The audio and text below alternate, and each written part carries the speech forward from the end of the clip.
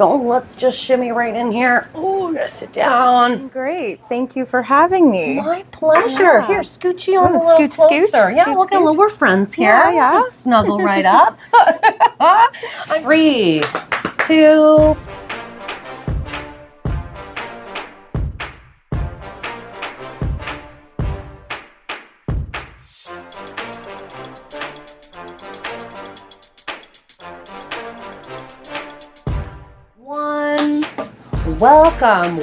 Welcome to the Tiffany Show, your TV, Peterborough, Lindsay, Kojako, and of course, Euphoria Wellness Spa, Canoe Cafe, beautiful downtown PTBO. I'm Tiffany Show. Our next guest has a beautiful heart. She treats people right. And I know that because many years ago, I was on the opposite side of a counter and she always treated me with respect, with love, with kindness.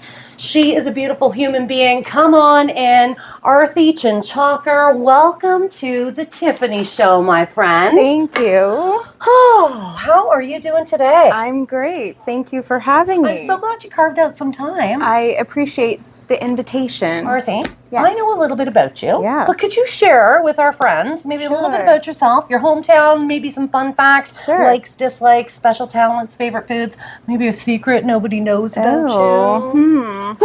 I like to be mysterious. Ooh. Well, I was not born here. Moved to Canada when I was 2.5 and lived in Fredericton, New Brunswick, and then moved to Winnipeg, Manitoba. And then it's cold out there. Winterpeg is for sure. Winterpeg. Yeah. And then moved to Ontario when I was about 10. Cool.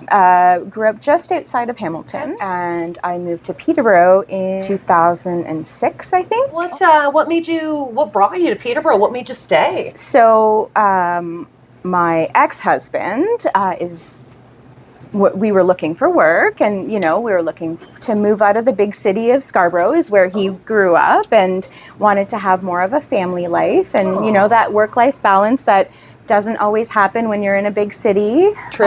And we ended up here and absolutely fell in love with it. We were in Youngs Point, Lakefield for a bit. Ooh, yeah, it's nice out there. Yeah, and then stayed, and are raising our kids here. I love that too. Yeah, perfect. Yeah. Sounds I great. have 2 boys. Aww. Yeah, 16 and 14. Bachelor of Arts in Psychology. Yeah, and then I went to, I put myself through school working at a major financial institution and working at a hospital as an attendant. Really respect to our hospital workers, right? Yeah. After I got married, the advice that we were given was, for income splitting purposes and just, better family life, it might make more sense for you to go back to school and become a dental hygienist. Huh. Being the people pleaser that I am, or was, I'm reformed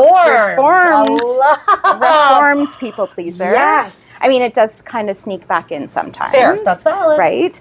But I'm like, yeah, sure. And, for the family, I went back to school in my late 20s, got my diploma in dental hygiene, and worked in the family business for a while. Wow. Yeah, and then mostly in the background. Right. Did clinical for a couple of months before I was pregnant with Sohan, and then I was just too sick to work clinically, and then so did a lot of stuff in the background. Yeah.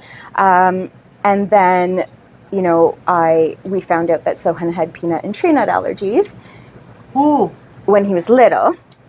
And so that kind of spurred on I need everyone in my life and in his life to know how to do first aid if he ever needs it, or know how to do CPR if he needs it. Good call. Good call. Yeah.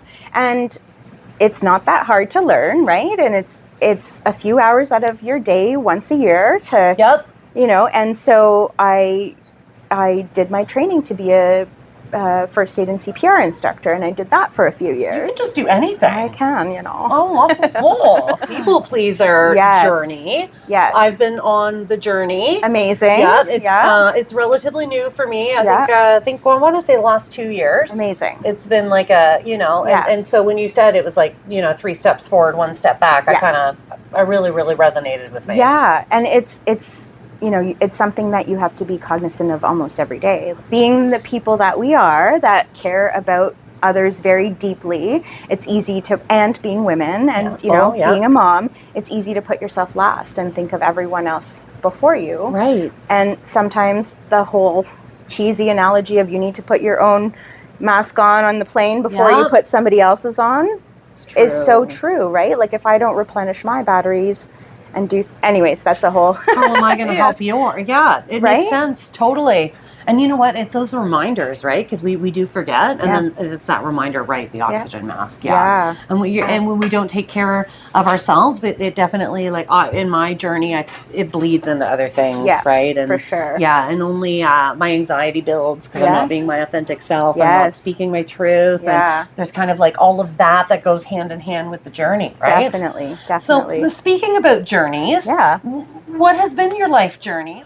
People pleaser, doing things to make others happy, including maybe considering, what should my career be or what should I do with my life for my parents to make them happy, right? It's a very cultural thing for, and so, went down a path that maybe I wouldn't have chosen for myself. Right. Not a bad path, but, very fortunate to be on that path anyways. Of course. But not my why, right? Like my why, and I've said this a lot lately, my why has always been chosen for me. And I have never had an opportunity to choose my why. So, when I started my master's, and I'm doing that in leadership, a master's in executive leadership. Oh, I love that. And my electives are in executive coaching. Cool. Yeah. I've been able to find my why. Makes sense. Yeah. And so I'm like, what is my why? It's always been chosen for me. Do I even know I'm picking the right why? Who am I even? Yeah. At that moment. Right? And so it feels amazing to say, like, I finally found what I'm meant to do and my why. What direction of coaching are you going to be? Can I ask you if you don't mind if I'm a big fan of coaching, by the way. And like professionally, personally, I think there is space and opportunity for coaching to really complement other tools in the toolkit. For sure. When it comes to building resilience and having healthy habits. Yes, most definitely. Or even trying to like figure things out, right? In moments of doubt or adversity, because you've been hopping around, you've kind of maneuvered different life challenges. Yeah. What has kept you moving forward? Yeah, that's a good question. I think being a lifelong learner, always wanting to learn and know more and being curious. Right? Curiosity. Over criticism. Love it. Yeah. Mm-hmm. And like a desire to, well, actually the another big part of my why is like making my kids proud of who I am. Yeah. Oh. Yeah. Oh. I feel like they're watching this and they're like, Mom, but we are. And actually like showing them that, strong, powerful women are amazing. Like, yes. And there's no intimidate. Like there doesn't need to be any intimidation. There doesn't need to be like women can be just as strong and powerful as any man is. Yeah. Now, what are some of the significant challenges maybe that you've faced in the journey, and how have those challenges shaped the way you treat people? So some of the challenges are like from inside. Right? Those are the biggest challenges. The narrator. Yes. Yeah. Like the voice inside my head, the negative committee that lives in there. That says, you can't do this. Who do you think you are? Yeah. Right?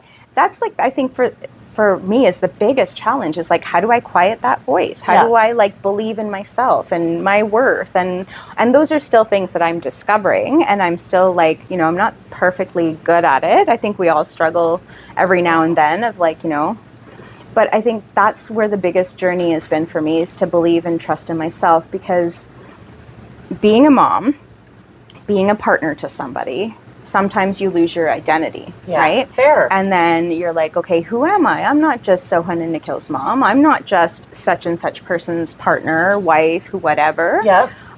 I have my own identity. So really reclaiming that Ooh, and being like, this is who I am, unapologetically, love that. right? And that's kind of the path that I'm on right now. Are there like little maybe micro things that you've kind of like done to help that narrative, or any kind of tools that you really leaned into that you feel kind of help? Like I do the Post-its on the mirror. Yeah. Right? Yes, In the I've morning. seen those. Yeah. I'm like, I should do that. So I'm like hardwired to kind of be negative in the morning, which some of us are, right? And like, and it's definitely a battle. Yeah. And I need those reminders, because sometimes I get caught in the story, you know? Yeah. You know, that's a good question too. You ask a lot of good questions. Oh, thank you. You're welcome. Is there a ritual or something that I do? I actually don't. I think that like surrounding myself with good people that believe in me is very, very important. Having a supportive partner is very important. I couldn't do this if my partner did like work full time and be in school full time and have a family. If I didn't have a supportive partner, supportive children, yes, you know, and setting an example for them. Nice. Yeah. And I will also say a supportive ex-partner, ex-husband. Like it's an amazing relationship that all of us have together. And so, you know, he's been very supportive too of like, you know, when you need me to drive the kids places, if you're in online class or whatever, like whatever that looks like having people invested in your success is like the best feeling that you can, like that's the thing. Yeah.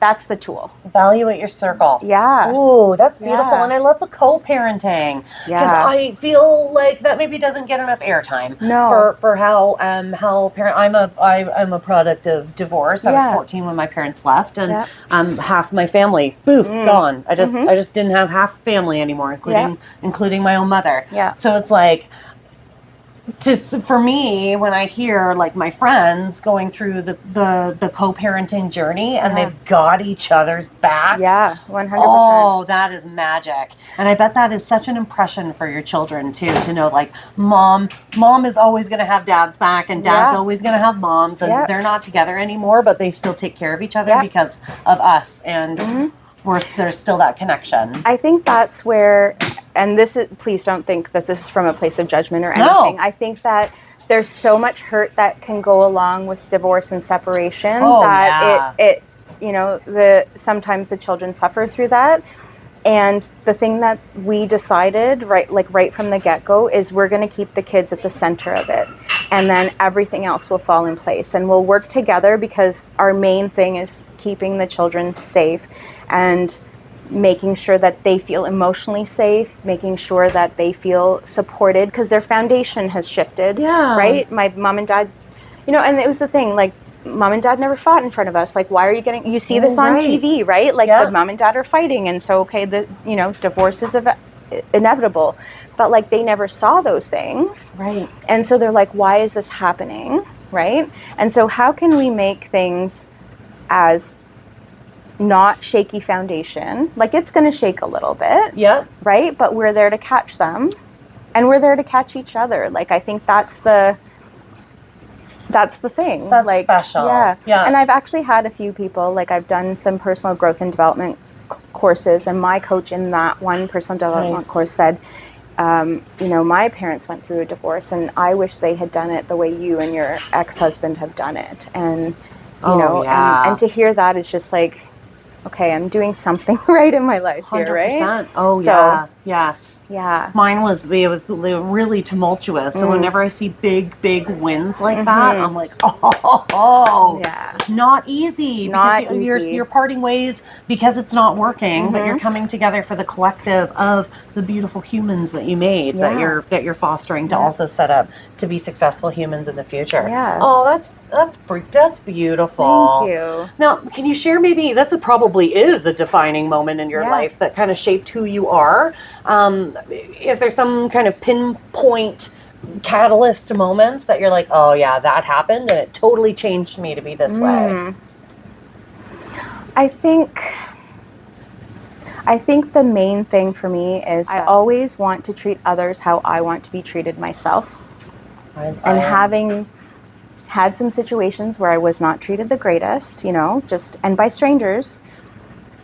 You know, that is always top of mind for me, of like, how can I make sure that someone feels seen, feels heard, feels like, you know, they are allowed to take up space in this world, because everyone is allowed to take up space in this world, and nobody deserves more space than anyone else. We all deserve space. And so that's like my guiding principle, right? Oh, what a core value. Yeah. Thank you.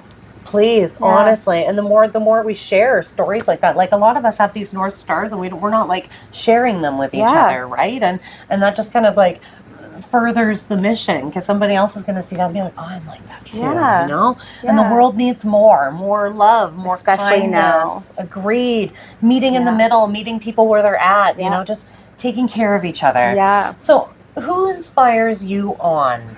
Oh, I have a long list, and it goes back to like surrounding yourself with the people that believe in you and support you, and you have their backs, they have your backs. Like, I would say my partner very much inspires me. My kids obviously inspire me to be a better mom, a better human. Like, I want to lead by example and be a role model for them.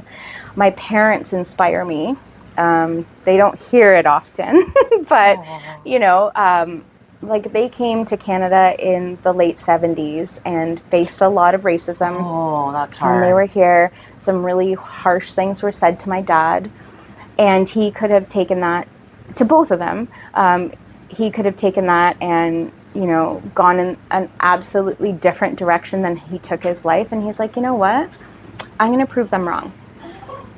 I'm going to do what I set out to do and what I've said I'm going to do. And he is known all around the world, international conferences he's spoken at. He's, you know, published and all of those things. And my mom is just like, you know, has the best heart, and she supports everybody and is very loving and kind. And so, you know, those are my inspirations. Wow. But also, I have to say, everybody inspires me. Honestly, like, I look up to my friends who are single moms who are doing it all alone. You know, I look up to the men, the women who have escaped from abusive relationships and are like, you know, trying to rebuild. I think you can find inspiration everywhere. You just have to be open to it and look for it. Yeah. Find those glimmer moments within people, right? Yes. Oh, New Canadians. They've got a soft spot in my heart. I would not be here without New Canadians. Yeah. I wouldn't. And it was hard. It was hard when my grandparents immigrated in the 50s. But yeah, those challenges, like, even my Nona had a really hard time with English and like picking up English as well. Yeah. And even until the day I went, sometimes it was Tiffany and the other times it was Stephanie. But I never, you know what, never fazed me. I am here because of the privilege that I have and that I hold. And like, even being someone who, you know, on the outside isn't the same as you on the outside, and maybe stands out a little bit more. You know, I still have privilege because of my education, because of, you know, the fact that I am, you know, what my job is or whatever, right? Like, I have privilege and I recognize that. And the other piece of that, you know, giving back to people and, you know, my North Star is like, how do I use that for good? Oh, yes. Right? Yes. How do we use it for good? How do we harness that? Yeah. And we talked about those that inspire you on. I love having that question. Now, what's a lesson that you've learned from somebody that you deeply admire? Well, from my dad, really, is like, you know, don't let those words that are being, you know, coming out as daggers, for lack of it, you know, be the defining factor of who you be in this world or what you're going to accomplish. Still working on that. However, like, that's the thing, right? Like, and I have, from way back in the day, a friend who, when we were younger, was kind of on not the greatest path, was, you know, and then she became pregnant, and like, this could have gone either way for her. She inspires me too, because she was, you know, creating this new life, took her life in a direction that it might not have gone had she not had this baby, right? So, you know, not letting those things define who you are, or what people say about you define who you are. I love that. That is so powerful. That's out to you, Dad. I hope he's watching. Yeah. What is the kindest thing somebody's done for you that you will never forget? Hard question. Like, It's a there's toughie. Yeah, it There's lots is, of good right? stuff that happens. And here's the thing: we remember the bad things. Yep. And the things that tear us down more than we remember the good things. True. Right? You know what I did this year? What? Mapped out all of the Sundays. Yeah. In 2025. Yeah. Wrote them and put them in an envelope per month, and then put like 4 or 5 little cards in those envelopes. Yeah. And every single Sunday, I go in and write something good that happened that week. Wow. So at the end of the year, when we do New Year's, Yeah. I'm going to read them and have 52 good things. Such a great idea. Right? I'm stealing that. Do it too. I'm going to steal it. And maybe we'll do a dinner together Yes. on New Year's Yeah. and then open it. Yep. If anybody joins us on the jars, you let us know and we will have dinner together. Yeah. How about that? Oh my gosh, I'm going to do it. I'm going to do it. Now, what about the flip side of that? What's the meanest thing somebody's ever said to you? Sadly, there's a lot. Oh, And it has to do with, I'm not going to say exactly what it was, but Yeah, fair. they have to do with my appearance, oh. just because I was born in this skin. And so, that's not something I can change, right? I can change my attitude. I can change maybe my personality. I can, maybe, change my weight, if I so choose. But I can't change the skin I was born in, or I can't, someone can't change the body that they were born in, or, the ability or lack of ability that they were born in. Like that, those are things that you can't change about yourself. And to have those used as weapons against you, it's, yeah. My big heart just wants to give you the biggest hug because it's I will not take a hug. a journey that I've ever walked, but it just, Thank you. it hurts my heart. It really hurts my heart. Oh, gosh. You don't know the person on the inside. No. Right? Like, how can we judge people from what they look like on the outside? Yeah. Right? It's preposterous. We're all made of the same things. Yeah. Arti, thank you so much for sharing that with us. Thank you. Yeah. If little Arti, off the cuff of that, if little Arti were sitting here right now, what would we tell that little girl? I think the biggest thing is take risks. Ooh. Don't limit yourself. I don't have regrets in my life, but if I could do certain things over again, I would take more chances. Oh. Yeah. Is that the era you're in right now? Yeah, I'm going to be 49 in a couple of weeks. So like I'm like a foot away from being in, you know what I mean? One toe on the other side of the fair. I was like, I feel like 50 is the new 30. It like, totally who is. Even, yeah, it totally is.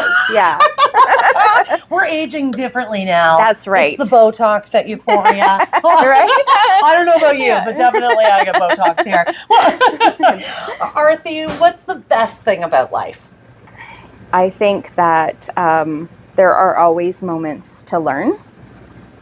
The best thing about life is like,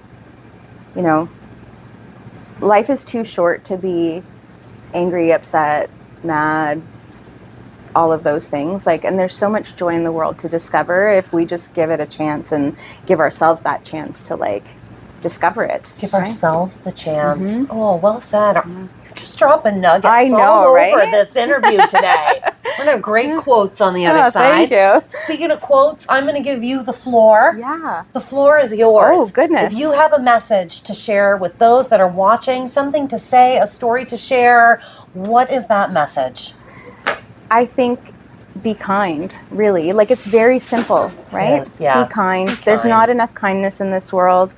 I really try to think of like, if someone's being unkind to anyone, like there's probably a reason behind it. I'm putting myself in their shoes, giving them a little bit of, courtesy and grace, and just be kind. Like, it doesn't cost anything to be kind. It really doesn't. It doesn't. We can meet people free. in the Kindness middle. is free. It is free. Yeah. 1 second, my light died. Okay. Please continue to hold. That's what happens when you shoot 2 back to back. Let me just grab my little cable. And then we'll wrap it up. My God, you're a beautiful soul. Thank you. You know, before we started, I shared a little bit about the story of my name. Yeah. And so I'm sure that it was a surprise to you, right? Yeah. In a good way. Yeah. So for the longest time, I had it that people who didn't speak the same language that I did, or were from the same part of the world that I am from, couldn't say my name the way it was meant to be pronounced. Right. And so, you know, in school they call roll call, and, you know, ARTI, it's spelt that way. And so Arti or RT was what I was called. And I, you know, was taught not to make waves and, you know, just kind of try to blend in and, you know, don't take up space. And, and the thought that, you know, someone who wasn't from where I'm from can't say my name correctly.